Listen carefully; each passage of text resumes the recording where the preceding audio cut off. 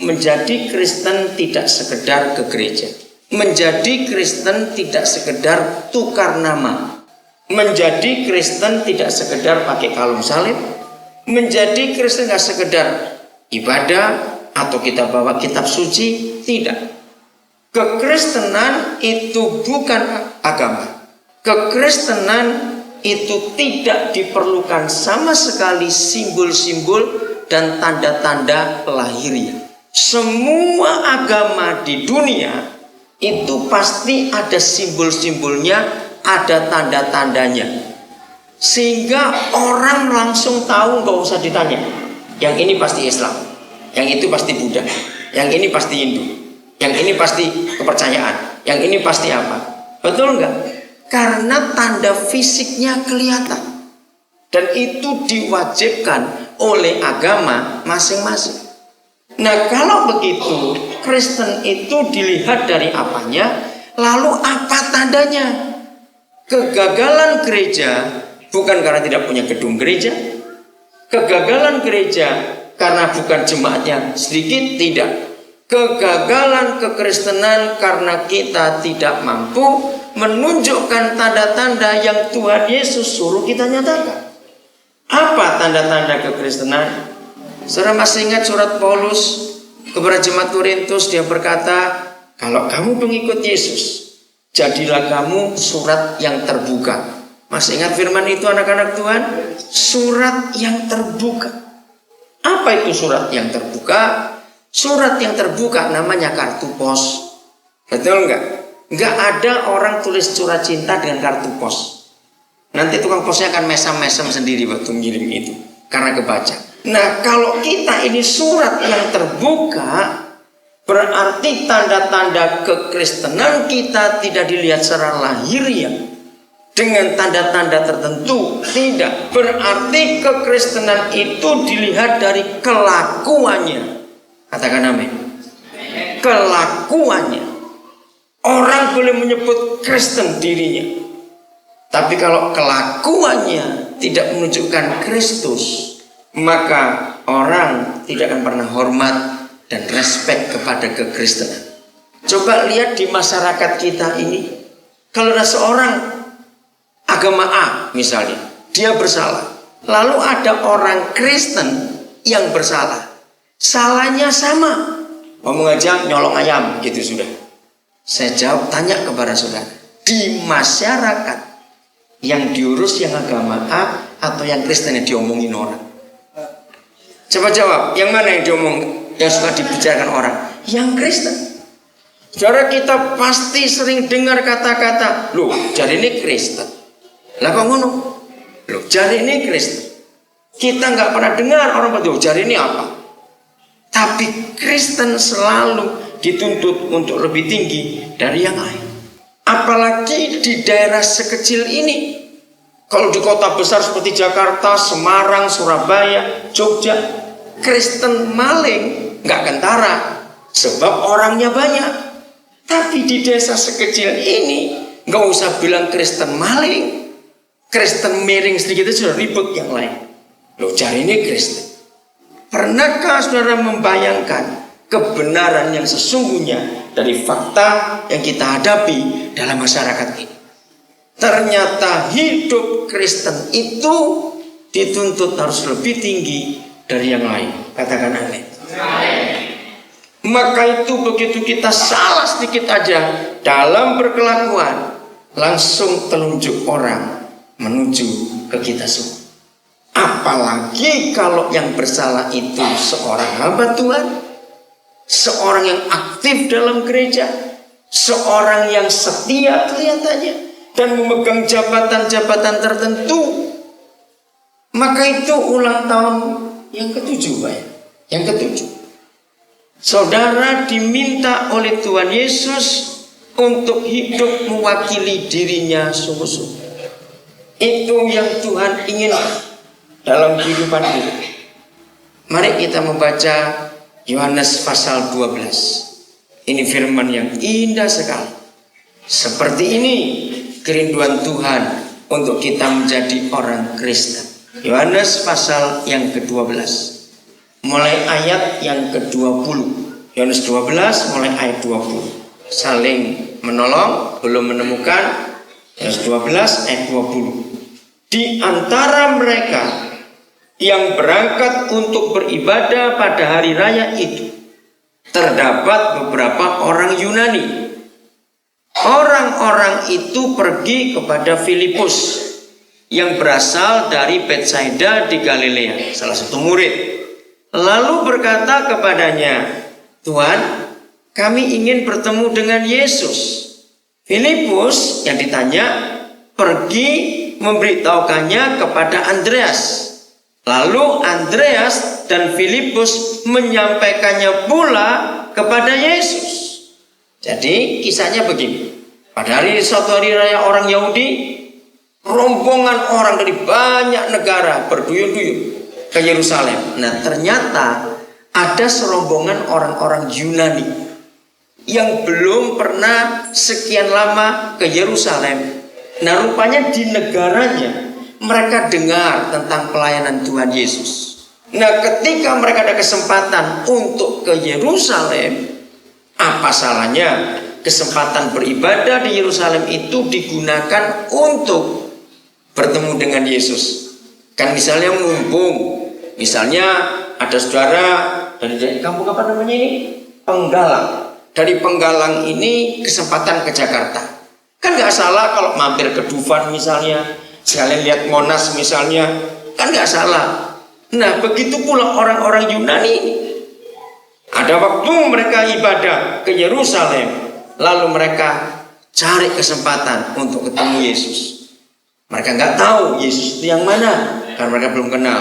Lalu mereka ketemu Filipus, salah seorang muridnya. Lalu Filipus ditanya, "Kami mau ketemu gurumu." Filipus ngajak Andreas. Andreas datang, mereka berdua kepada Tuhan Yesus untuk menyampaikan, "Guru, ada orang-orang Yunani yang ingin jumpa guru." Lalu lihat jawaban Tuhan Yesus. Perhatikan ya jawabannya. Saya akan tanya nanti setelah saya baca ini.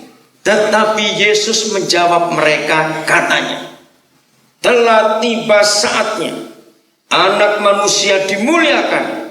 Aku berkata kepadamu, sesungguhnya jikalau biji gandum tidak jatuh ke dalam tanah dan mati, ia tetap satu biji saja. Tetapi jika ia mati, ia akan menghasilkan banyak buah. Barang siapa mencintai nyawanya, ia akan kehilangan nyawanya. Tetapi barang siapa tidak mencintai nyawanya di atas dunia ini, ia akan memeliharanya untuk hidup yang kekal. Barang siapa melayani aku, ia harus mengikut aku, dan di mana aku berada, di situ pun pelayanku akan berada. Barang siapa melayani aku, ia akan dihormati Bapa. Sekarang jiwaku terharu, dan apakah yang akan kukatakan? Bapa, selamatkanlah aku dari saat ini? Tidak, sebab untuk itulah aku datang ke dalam saat ini. Bapa, muliakan namamu. Tanda seru, tanda penutup kata. Saya tanya kepada saudara, kalau saudara itu Filipus dan Andreas bertanya, "Guru, ada orang-orang ingin jumpa guru." Lalu jawabannya sepanjang itu. Saudara jawab apa kepada orang-orang itu? Ada nggak jawaban-jawaban ini? Tuhan Yesus mau ditemui atau tidak? Ada nggak? Ayo cepat jawab. Tidak ada. Saya percaya kalau kita Filipus dan Andreas pasti kukur-kukur, saudara. Terus jawab, "Apa? Mereka ini tanya mau ketemu." Apa susahnya cuma jawab pendek, silakan, atau lain kali saja, atau tidak bisa ditemui. Kenapa dia jawab begitu panjang? Saudara, di sini ada rahasia kekristenan yang luar biasa.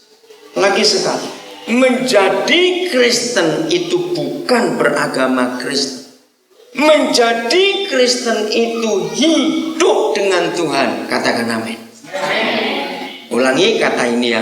Menjadi Kristen itu artinya hidup dengan Tuhan. 1, 2, 3. Menjadi, bukan aminnya, amin. Teroke. Ulangi. Menjadi Kristen itu hidup dengan Tuhan. 1, 2, 3. Menjadi Kristen itu hidup dengan Tuhan. Agama itu peraturan yang dibuat oleh manusia. Maka itu semua agama di dunia Ini buktinya. Semua agama di dunia selalu dan harus menggunakan bahasa pendiri agama itu. Ya atau tidak? Semua agama di dunia harus tidak boleh tidak menggunakan bahasa tokoh pendiri. Kristen bukan agama. Maka itu kitab suci kita adalah satu-satunya kitab suci. Bahkan kitab suci kita adalah satu-satunya buku yang sudah diterjemahkan ke dalam lebih dari 3.000 bahasa di dunia. Di dunia ini diperkirakan ada 7.000 bahasa yang dipakai manusia. Di Indonesia ini yang paling banyak. Di Indonesia ini kira-kira ada 700 bahasa. Alkitab, kitab suci kita adalah satu-satunya buku yang diterjemahkan ke dalam paling banyak bahasa. Dan kita tidak disuruh menggunakan bahasa asli pendiri, karena kita bukan agama. Agama itu peraturan yang dibuat manusia untuk mencari Tuhan. Maka itu tidak ada agama yang tidak punya aturan untuk ibadah, untuk sembahyang, untuk ini, untuk itu. Semua peraturannya penuh, tanggalnya, jamnya, tepatnya, gak boleh berubah sama sekali. Kekristenan tidak ada itu semua. Maaf, saya cuma ngomong jangan marah. Semua agama di dunia waktu sembahyang, maaf ya, ngentut itu batal. Harus ulang lagi dari depan. Ayo ya, yang dulu belum jadi Kristen, ya atau tidak? Coba jawab. Nah, kekristenan, maaf, lagi ngentut, lagi berak pun sembahyang, papa nggak apa-apa, katakan amin. Karena ini bukan agama. Kekristenan itu bukan usaha manusia untuk mencari Tuhan, tapi usahanya Tuhan yang mencari manusia. Ini bedanya. Maka itu tidak ada aturan jam sembahyang. Kita mau sembahyang jam berapa saja boleh. Dan tidak ada aturan-aturan ibadah dan aturan sembahyang. Tidak ada. Maka itu kalau di Penggalang ini ada berapa gereja.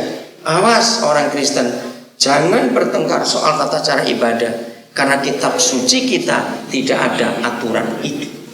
Tidak diatur mesti ngadep kemana, mesti bagaimana. Tidak. Bebas kita ini. Tidak ada pakaian-pakaian tertentu yang kita harus gunakan. Tidak. Tidak ada benda-benda tertentu yang kita pakai untuk menyembah Dia. Tidak ada. Maka itu kekristenan yang mengajarkan Dia itu Bapa. Dia itu Ayah. Luar biasa. Maka itu sewaktu-waktu kita bisa jumpa Dia. Katakan amin. Tidak perlu jam-jam tertentu. Tidak sewaktu-waktu. Maka itu kalau kekristenan kita tidak bisa menyatakan Yesus kepada dunia ini, celaka. Kita ini wakilnya. Tahun 70-an 80-an, ketika daerah Jawa belum semaju ini, saya tadi lewat Sumpio. Saya cari gereja yang dulu saya pernah layani. Tahun 76 saya sudah khotbah di Sumpio. Pendetanya seorang ibu sudah tua. Saya ingatnya di sebelah kiri jalan. Kami juga dari Jogja waktu itu. Tapi sudah lupa, Sumpio sudah maju sekali. Tahun 76 saya sampai ke Wangon, Banjarsari, Banjarnegara, terus sampai ke Purwokerto, Purwonegoro. Dengan satu tim kami pelayanan KKN. Saudara, waktu itu belum seperti sekarang ini kemajuan. Tapi kami sudah melihat betapa kekristenan itu harus mampu menyatakan Yesus. Nah, tahun 70-80 di daerah Jawa, maaf ya penggembala, saya cuma cerita, bukan di kota seperti ini. Di Jawa, di desa-desa. Waktu itu saudara kita orang Jawa belum suka orang pakai dasi. Karena mereka masih lengket dengan kolonial. Karena dasi itu menyatu dengan penjajah. Dan saya larang pendeta-pendeta jangan pakai dasi. Karena mereka nggak suka. Berapa kali saya khotbah di desa pakai sarung, tidak berdosa, untuk menyambut mereka. Orang Islam itu paling nggak suka tanda salib. Sebab apa? Sejarah perang salib pada abad 10, abad 11 dan abad 12. Maka itu tanda-tanda itu jangan dipakai. Dalam hadis Nabi ditulis, bukan dalam Al-Quran. Terkutuklah orang Islam yang berdiri di bawah tanda salib. Mengapa?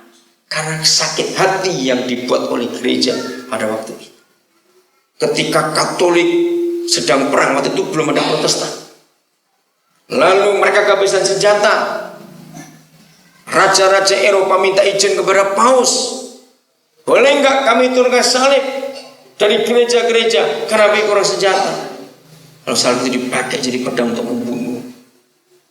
Maka itu sejarah itu harus kita hapus karena kejahatan yang dilakukan oleh gereja Katolik pada waktu itu. Dan sampai hari ini jadi gap, jadi halangan. Jadi kekristenan kita bukan karena tanda-tanda, tapi jadi contoh. Nah kalau begitu, apa jawaban Tuhan Yesus di ayat ini? Nah jawabannya pada kata biji gandum atau biji jagung. Itu jawaban. Saya akan uraikan, lalu saya minta nanti saudara-saudara menjawab. Kalau begitu Tuhan Yesus itu mau ditemui atau tidak oleh orang-orang yang cari itu. Yesus berkata pada ayat yang ke-24, saya ulangi. Aku berkata kepadamu, sesungguhnya jikalau biji jagung tidak jatuh ke dalam tanah dan mati, ia tetap satu biji saja. Tetapi jika ia mati, ia akan menghasilkan banyak buah. Tuhan Yesus mengibaratkan dirinya itu biji jagung itu, yang hari itu mau ditemui oleh orang-orang Yunani. Lalu Yesus berkata, biji itu harus ditanam dulu, mati, lalu dia tumbuh jadi pohon jagung. Nah dari satu bibit jagung jadi tumbuh satu pohon jagung yang paling banyak rata-rata 4 buah di satu pohon. Dari 4 buah itu, siapa yang pernah ngitung satu buah jagung ada berapa banyak biji jagung? Kira-kira aja berapa? Ratusan. Oke. Nah kalau satu biji yang mau dilihat oleh orang banyak itu tadi nggak mau mati dulu, maka dari satu biji itu nggak akan keluar banyak butiran jagung lagi. Betul tidak? Maka itu berkata, biar aku mati dulu supaya tumbuh pohon jagung baru. Dari satu pohon yang ada 5 buah, maksimal 4, lalu masing-masing buah ada 100 butir. Dari ratusan butir itu ditanam lagi jadi ratusan pohon. Ratusan pohon jadi ribuan butir, ditanam lagi, terus begitu. Jadi jawaban Tuhan Yesus kira-kira dia dilihat mau ditemui atau tidak? Ayo jawab, mau ditemui atau tidak? Terus kalau tidak, maksudnya bagaimana? Ayo jawab. Dia jagungnya satu, mau ditemui. Tapi dia bilang nggak usah, biar mati dulu. Walaupun bentuk butiran jagung yang ditanam pertama itu nggak sama persis dengan butiran dari jagung banyak, tapi paling tidak kan sama jenisnya. Betul nggak? Sama nggak jenis jagungnya itu tadi? Sama. Ayo jawab. Jadi artinya apa? Kalau saudara jawab dia nggak mau ditemui, betul dia memang nggak mau ditemui. Lalu maksudnya apa? Tunggu jagung ini loh. Betul nggak? Saudara dan saya sekarang adalah jagung-jagung itu. Katakan amin. Jadi mereka dan sekarang orang-orang penggalang di sini bagaimana bisa lihat Yesus? Lewat siapa? Ayo lewat siapa? Cepat jawab. Jangan ngomong jagung lagi. Nanti salah ngerti. Berarti kita kalau orang tanya, siapa Yesus bilang jagung? Wah celaka deh kalau jawabannya begitu. Jawabannya apa? Jadi kalau sekarang orang Penggalang, orang Cilacap, orang daerah kabupaten mana saja ingin lihat Yesus, lihat lewat siapa? Lewat kita gitu. Jangan jawab jagung. Salah itu nanti. Mengerti sekarang firman ini saudara? Ini jawaban Tuhan Yesus. Saya kagum sekali. Kita ini perwakilannya. Tirukan. Kita ini perwakilannya. Jadi kalau orang ingin lihat Yesus, nggak usah ke Israel, kejauhan, mahal lagi bayarannya. Mereka akan melihat Yesus lewat kita, surat-surat yang terbuka ini tadi, yang bisa dibaca oleh semua orang. Inilah kekristenan. Mulai dari orang-orang yang serumah dengan kita, yang belum percaya Tuhan Yesus. Mulai dengan tetangga-tetangga kita yang belum percaya Tuhan Yesus. Bagaimana mereka melihat kelakuan kita setiap hari? Seperti Yesus atau tidak? Saya mulai contoh kecil. Tuhan Yesus itu suka ngampuni orang atau benci orang? Lah saudara? Tenane. Ayo saudara bagaimana? Loh kadang-kadang jawabnya ayo jujur. Kadang-kadang. Memang saudara. Nah ini kegagalannya. Gak usah bilang ngampuni orang. Maaf Pak Gembala. Pak Gembala sudah berapa tahun gembalakan di sini? 7 tahun. Sebelumnya siapa gembalanya di sini? Oke, jadi secara jemaat sudah berapa tahun sebelum Bapak? 4 tahun. Sebelumnya ada lagi. Di sini atau tempat lain gerejanya? Di sini juga. Oh 7 tahun ini waktu Bapak melayani. Oh bukan umurnya gereja ini. Nah sekarang saya mau tanya, siapa jemaat yang pertama di jemaat ini? 1, 2, tahun berapa dimulai? 93. Nah sebelumnya saudara Kristen atau bukan?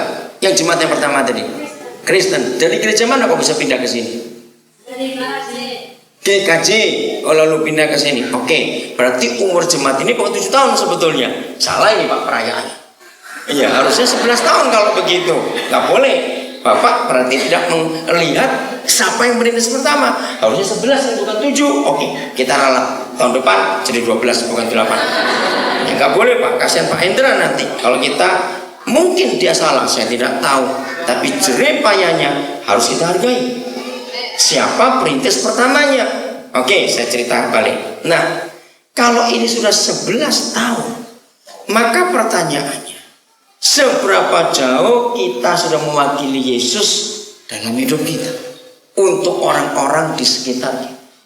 Karena kehadiran kekristenan tidak boleh dilihat cuma gedungnya, ibadahnya, programnya, tidak.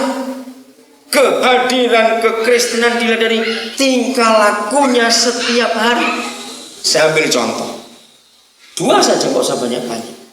Siapa masih ingat Tuhan Yesus berkata tentang kita sebagai apa dan sebagai apa untuk dunia ini? Kamu adalah titik-titik dunia. Kamu adalah titik-titik dunia. Apa dan apa yuk? Pinter-pinter, hebat. Kamu adalah terang dan garam dunia. Mari kita lihat 2 kata ini. Kalau terang, misalnya gelap pekat, tiba-tiba dari kejauhan cuma ada 1 terang kecil.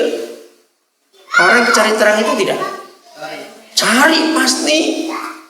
Nah pertanyaannya sama. Kalau kita ini terangnya dunia, apakah orang-orang yang sedang dalam kegelapan sudah pernah datang mencari terang itu atau belum? Kalau kekristenan kita justru malah dihindari orang, maka kita sama gelapnya dengan mereka. Nah ini perkara kecil, mengampuni orang tadi itu. Jadi gini Pak Gembala, maaf ya, dengarkan baik-baik. Tadi saya mau masuk pintu sana, lalu Pak Heru, Pak Gembala, Pak Tony bawa kami lewat pintu depan. Begitu saya taruh tas di pintu sana, maaf, gereja ini harus jujur. Ternyata dalam jemaat ini ada roh tersinggung yang sangat kuat bekerja. Jemaat saya nggak tahu, yang diundang dari gereja lain bukan saudara. Akhir-akhir ini ketersinggungan bekerja begitu kuat. Yang satu tersinggung dengan yang satu. Nah begitu satu tersinggung gak mau mengampuni, mulai kasak kusuk di belakang, ngerasani sana, jelekkan situ, ngeri. Pak Gembala terus khotbahkan kebenaran memerdekakan untuk jemaat ini. Bagaimana kita akan jadi terang keluar kalau di dalam sendiri kita nggak mau saling mengampuni satu dengan yang lain? Saudara, yang namanya manusia itu pasti bisa salah ngomong, salah lihat, salah dengar, salah mikir. Iya atau tidak? Kalau nggak ada manusia, kalau ada orang yang nggak pernah salah dalam 4 hal ini, itu namanya ngoweden. Tahu, setan. Bukan manusia, itu roh halus itu pasti. Yang namanya manusia pasti pernah salah ngomong, salah dengar, salah pikir, dan salah lihat. Maka itu kalau sesama saudara kita terjadi hal itu, ampuni, katakan amin. Ampuni. Sebab salah satu ciri sifat Yesus adalah mengampuni. Nah, pertanyaannya, kapan saudara dan saya praktek untuk melakukan sifat Yesus yang mengampuni? Jawabannya kapan? Pada waktu apa? Kita bisa praktek mengampuni pada waktu kita diapakan? Disakiti, disalah ngerti, dan disalahkan orang lain. Nah, ini gagal. Justru waktu saudara kita diizinkan Tuhan untuk menyakiti kita, mbok bales. Betul enggak? Akhirnya kita gagal untuk jadi seperti Yesus. Ketika saudara kita diizinkan Tuhan melukai hati kita, menipu kita, menjelekkan kita, disitulah waktunya kita praktek pengampunan itu. Tidak dibalas. Lagi sekali, gereja ini dalam bahaya kalau saudara nggak mau saling mengampuni menerima. Kita semua percaya kuasa kesembuhan Tuhan Yesus, betul nggak? Hebat. Loh, itu tidak cepat jawab. Luar biasa. Saudara ingin merasakan kuasa kesembuhan Tuhan Yesus? Tenang. Loh, saya tanya serius, dia tahu nggak? Oke, kalau saudara ingin merasakan kuasa kesembuhan Tuhan Yesus, harus apa dulu? Bukan, jangan terlalu rohani. Jangan bilang mengampuni, ini cerita lain lagi sudah. Kalau saudara ingin merasakan kuasa kesembuhan Tuhan Yesus, harusnya kita apa dulu? Nah, itu yang saya tanya. Bagaimana kita bisa mengalami kuasa kesembuhan kalau nggak pernah sakit? Apa yang disembuhkan? Betul nggak? Nah, sama. Kapan kita praktek mengampuni orang lain? Jawabannya, waktu kita disakiti. Jadi mulai hari ini kalau saudara disakiti, balas, saudara kalah. Sungguh, Tuhan memang izinkan mereka itu menyakiti kita untuk kita praktek mengampuni orang itu. Inilah kekristenan yang sesungguhnya. Karena kita praktek apa yang Tuhan ajarkan kepada kita. Siapa masih ingat tanggal 20 Maret yang lalu, seminggu sebelum Paskah, itu hari Minggu, Indonesia menembak mati, menghukum mati seorang narapidana perempuan. Masih ingat? Siapa namanya? Ayo, siapa yuk? Iya, siapa namanya? Ibu Astini, betul. Yang Ibu Sumarsi masih menunggu hukuman itu. Ibu Sumarsi itu yang membunuh satu keluarga lekol marinir. Itu tahun 80 berapa yang lalu. Nah, Ibu Astini ini membunuh orang tahun 93 yang lalu. Baru dihukum mati 2005 ini. Masih ingat dia bunuh berapa orang? Ayo, bunuh berapa orang? Mung telu. Cuma 3 orang yang dibunuh. Kenapa saya bisa ngikuti? Karena salah seorang anak saya melayani dia dengan tim pelayanan penjara sampai Nyonya Astini itu terima Tuhan Yesus. Jadi saya tahu betul waktu vonis sudah jatuh, Berapa bulan kemudian, waktu itu zaman Pak Harto, dia minta grasi. Tahu kata grasi? Artinya apa? Pengampunan. Grasi itu dari bahasa Yunani, yang bahasa Alkitab gratia. Artinya grace, grasi. Jadi hukum di Indonesia banyak mengambil kata-kata Alkitab. Saudara, Pak Harto menolak karena jahat Ibu Astini. Akhirnya Gus Dur jadi presiden. Tulis surat lagi. Saya sempat membaca surat itu juga. Dikatakan ada salah satu kalimat berbunyi, karena Bapak presiden seorang ulama, seorang kiai, kiranya permohonan grasi terpidana mati ini dengan hati seorang kiai Bapak kabulkan. Saya nggak tahu apa alasan Pak Harto, apa alasan Gus Dur menolak. Yang terakhir, Ibu Megawati jadi presiden. Lalu beberapa LSM perempuan membantu buat surat grasi kepada presiden dengan kata-kata yang memelas. Kiranya Ibu menerima permohonan grasi terpidana mati karena Ibu seorang perempuan, gunakan naluri. Kata-kata seperti itu ditolak juga. Akhirnya 20 Maret itu jam 4 subuh, jam 2 pagi ditembak mati. Saudara, perhatikan hukum ini. Seorang yang membunuh 3 orang saja tidak diampuni, karena bunuhnya sadis. Diapakan bunuhnya? Dipotong-potong, saudara. Nah, Nyonya Ibu sini jahat. Dia hutang kepada orang. Yang ngutangi datang nagih, dibunuh. Nah, rumahnya itu bukan rumah tembok begini, rumah kecil. Dia itu warga biasa, ekonomi menengah ke bawah.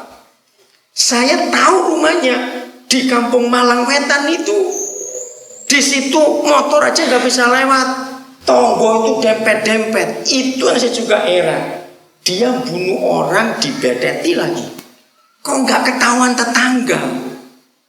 Ayo, siapa pernah motong ayam, darahnya kemana-mana bukan? Loh, ini motong orang, dia iris-iris, dimasukkan kantong kresek. Jahat. Sudah?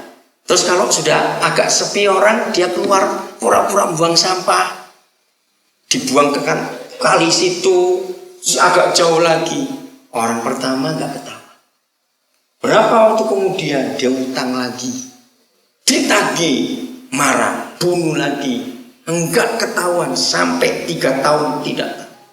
Utang lagi, enggak ketahuan lagi, dia bunuh. Nah, di sini ketemu suatu hari seorang pemulung itu di Kali Kedung Doro, Kedung Klinter namanya di Surabaya. Pemulung ini nemu kantong kresek. Wah, dia pikir ini harta luar biasa, kok abot. Dia buka kepala orang, jerit dia, ribut. Nah, ternyata 2 keluarga yang pertama dibunuh, nggak tahu gimana anggota keluarganya, nggak ketemu. Begitu rapinya Ibu Astini ini bunuh. Ibu-ibu umurnya belum 50 tahun, waktu kejadian itu baru 40 berapa begitu. Orangnya kelihatan lugu. Lo kok bisa mati nih orang dengan dipedeti? Saya mau tanya, katakan kepada saudara. Ketika itu tertangkap, keluarganya kaget, tetangga-tetangganya kaget juga. Lo bunuh orang kok gak dengar jeritnya? Kok gak adu-adu? Dibunuh pakai apa? Lo kok gak ngelawan juga? Kalau rumahnya besar orang bisa tahu, disembunyikan. Ini rumah kecil, tetangganya dempet. Dan daerah Kampung Malang Wetan itu, maaf saya ngomong, tonggo mentut sini dengar loh saudara. Saking dempetnya rumah itu, ini bunuh orang kok bisa nggak tahu? Dia kenaan utang gratis, dibunuh. Itu yang membuat presiden 3 presiden nggak ngampuni Ibu Asti. Sekarang saya mau tunjukkan, kalau malam hari ini saya hadir tidak membawa KUHP. Apa itu KUHP? Coba jawab, apa itu KUHP? Kitab Undang-Undang Hukum Pidana. Tapi saya bawa KUHS, Kitab Undang-Undang Hukum Surga. Saya akan buka, nggak usah ngacung, mesem wae. Siapa yang kena jerat pasal KUHS ini, seresnyo Kita lihat sekarang 1 Yohanes 3 ayat 15. Cepat dibuka. Silakan. Sudah? Oke, saling menolong. Di belakang bukan Injil Yohanes ya, surat dekat kitab Wahyu. Oke? Mari kita baca sama-sama ayat ini. Oke? 1, 2, 3. Sing banter. Setiap orang yang memiliki saudaranya adalah seorang pembunuh manusia. Dan kamu tahu bahwa tidak ada seorang pembunuh yang mengangkat diri yang kepada diri. Setiap orang. Ada 2 kata bahasa Jawa, angger dan saben. Angger wong. Setiap orang yang membenci saudaranya. Arti ayat itu, saudara, berarti tidak ada seorang pun yang lolos dari KUHSI. Pendeta sekalipun, hamba Tuhan yang hebat sekalipun. Baca, angger wong. Setiap orang yang bagaimana? Hai jawab, yang bagaimana? Membenci saudaranya. Dia apa? Lah jawab, dia apa? Seorang pembunuh nyamuk gitu, enak. Pembunuh apa dikatakan di situ? Pembunuh manusia. Saya mau tanya, kalau Nyonya Astini bunuh 3 orang saja tanpa ampun, jujur, sampai hari ini 17 Agustus 2005, hari ini salah seorang yang saya injili di LP, satu LP dapat bebas. Siang tadi telepon saya, senang sekali, dan malam ini dia sedang bersyukuran dengan teman-temannya. Dia dari agama lain, tapi sesuatu ini di situ, akhirnya dia dibaptis tanggal 20 berapa Mei yang lalu dia dibaptis. Luar biasa, dan hari ini dia bebas. Saya tanya kepada saudara, saudara pernah bunuh, saudara dan saya pernah bunuh berapa orang? Ayo jawab, nggak usah pura-pura. Kita pernah bunuh berapa orang? Lali jawabannya. Yaitu lupa. Saya juga lupa sudah pernah bunuh berapa orang. Hanya membenci saudaranya. Kita seorang pembunuh manusia, dan tidak ada hidup yang kekal bagi seorang pembunuh. Maka itu suatu hari ketika seorang pendeta hebat, saudara, di Jakarta, nggak sebut nama, sakit keras dan dia sempat mati beberapa jam. Akhirnya Tuhan suruh dia balik lagi, dan dia menulis buku. Di neraka dia ketemu pendeta dan orang Kristen banyak sekali. Dia sampai nggak percaya, kenapa saudara di sana Tuhan? Salah satu jawabannya, karena mereka pembunuh manusia. Maka itu kata setiap orang. Jangan main. Nyonya Astini cuma membunuh 3 orang, mati. Maka itu kalau saudara dan saya tidak bertobat malam ini, mengampuni saudara. Saudara berkata gini, Pak Daniel, saya tuh gak benci lu, tenan orang, tapi mau ketemu lu itu adiknya. Janji yang seperti itu, saudara berkata saya nggak benci, tapi saya nggak mau ketemu. Kalau papasan dari jauh, lengos pura-pura apa? Awas, saudara seorang pembunuh manusia.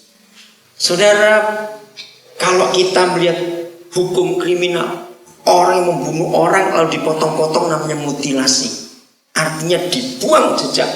Kalau saudara membenci saudaramu dan engkau suka menceritakan kejelekannya, engkau memotong-motong orang itu. Setiap saudara ketemu orang, tak cerita ini, tak kandani. Wah, dia itu begini, dia itu begitu. Engkau potong-potong orang.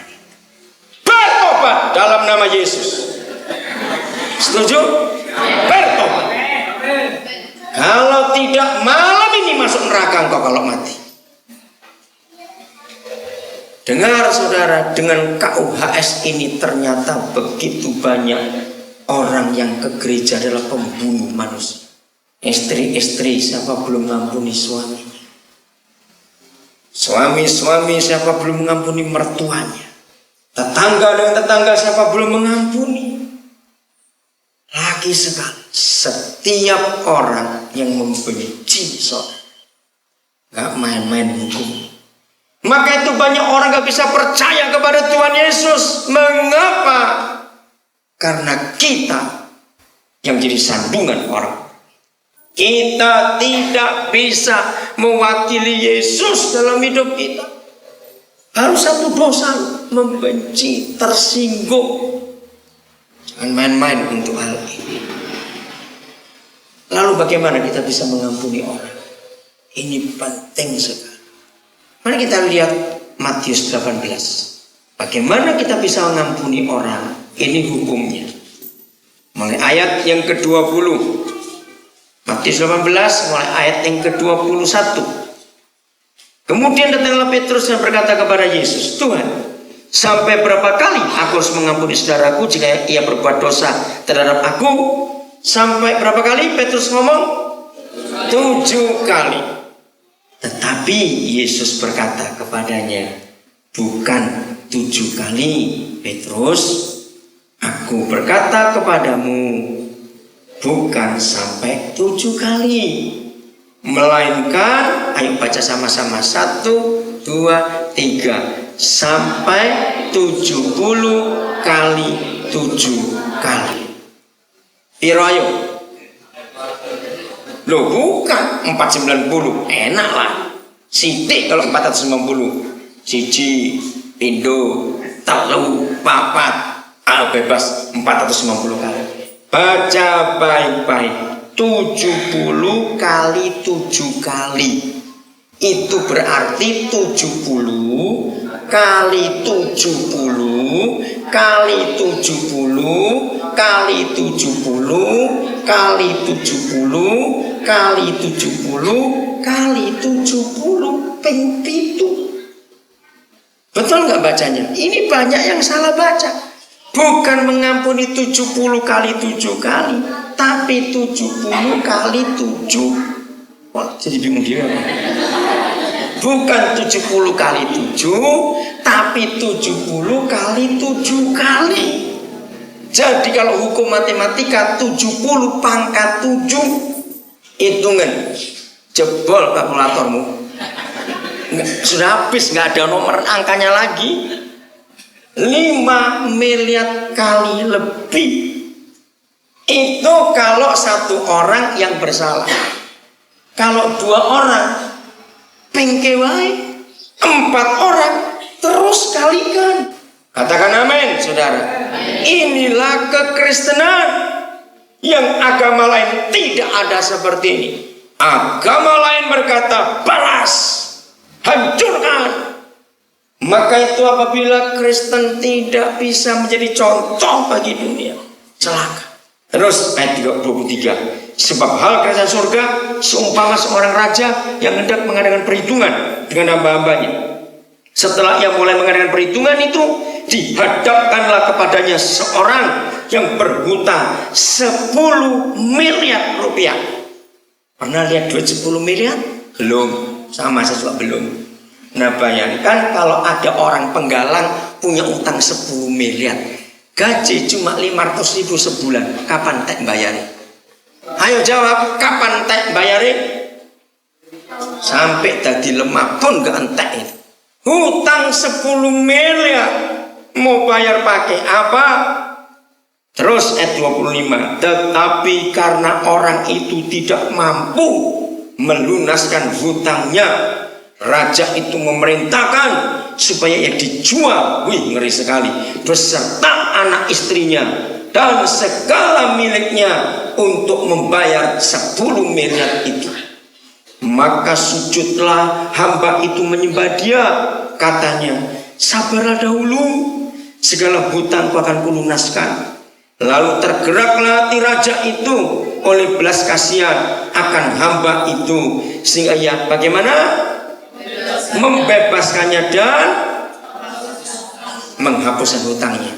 Kalau saudara dan saya punya hutang segitu banyak, jual istri, jual anak-anak, jual tanah, jual motor, jual semua, Sampai jual dirinya pun gak lunas-lunas. Lalu yang punya utang membebaskan. Kira-kira gimana? Oh salah, gak cuma seneng. Orang turun minggu itu sukacitanya luar biasa karena dibebaskan. Betul? Nah itulah surga. Ingat, kerajaan surga seumpama seorang raja yang buat perhitungan dengan kita. Ketika dihitung semuanya, utangmu segini, utang, saya juga punya utang dengan surga. Hutang kita kepada surga nggak akan terbayar dengan jual apapun juga, katakan amin. Lalu kita mengaku salah, minta ampun, Tuhan ampun. Grasi kita terima, grace, gracia. Bebas. Wah, sukacitanya luar biasa. Maka itu keterlaluan kalau ada orang Kristen diampuni nggak membalas kasih Tuhan. Keterlaluan. Apalagi sudah diampuni terus medit bisa. Wah, itu jahat di mata Tuhan. Kalau mau keluar uang, narik uangnya gitu. Pelitnya minta ampun. Lihat ayat 28. Tetapi ketika hamba yang bebas dari 10 miliar rupiah itu keluar, ia bertemu dengan seorang hamba lain yang berhutang 100.000 rupiah kepadanya. Akan dia 10 miliar dengan 100.000. Banyak yang mana? Ya 10 miliar. Ini cuma utang 100.000. Ia menangkap, mencekik kawannya itu, katanya, bayar hutangmu. Maka sujudlah kawannya itu dan memohon kepadanya, sabarlah dahulu, hutangku itu pasti kulunaskan. Tapi ia menolak dan menyerahkan kawannya itu ke dalam penjara sampai diapakan? Ayo baca, sampai diapakan? Dilunaskannya hutangnya. Berapa hutangnya? 100.000. Hutang dia kepada raja tadi berapa?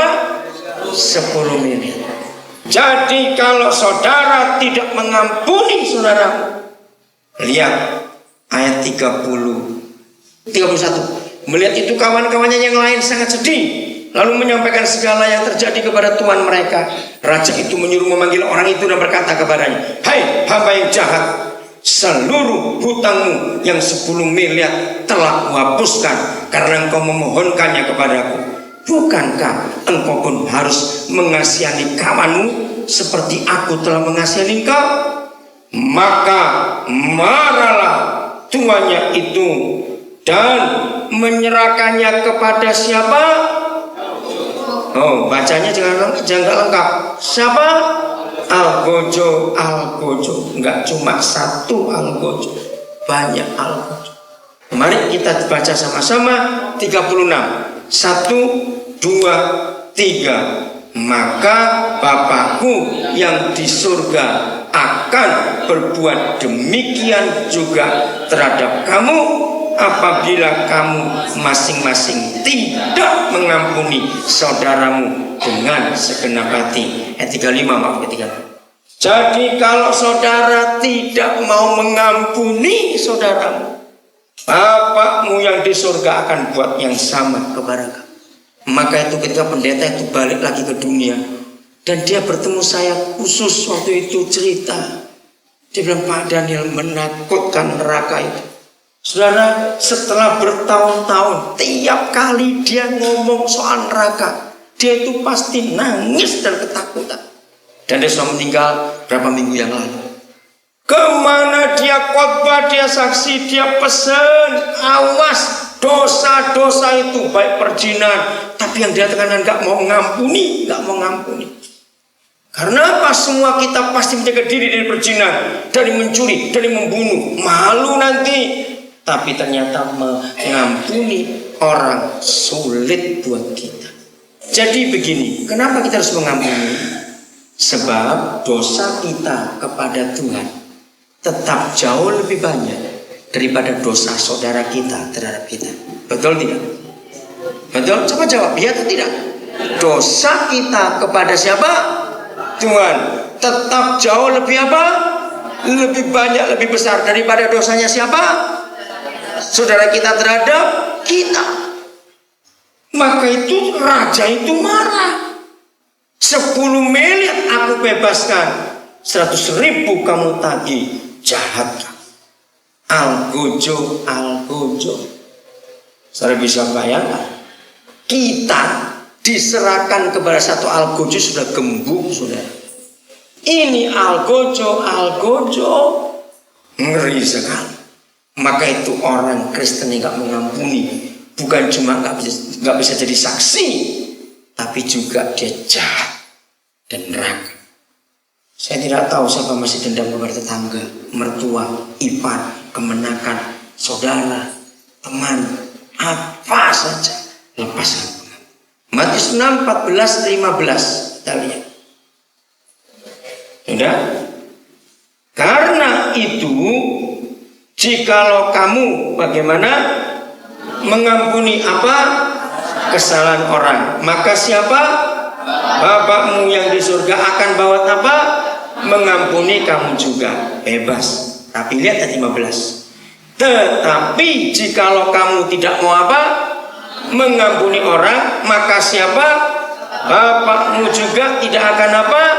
Mengampuni kesalahan kita. Pertanyaannya, kalau Bapak tidak bisa mengampuni kesalahan kita, berarti status kita sebagai orang apa? Ayo jawab, orang berdosa. Kalau status kita orang berdosa, sebentar ini mati, kita kemana? Ke neraka. Ingat, setiap orang angger wong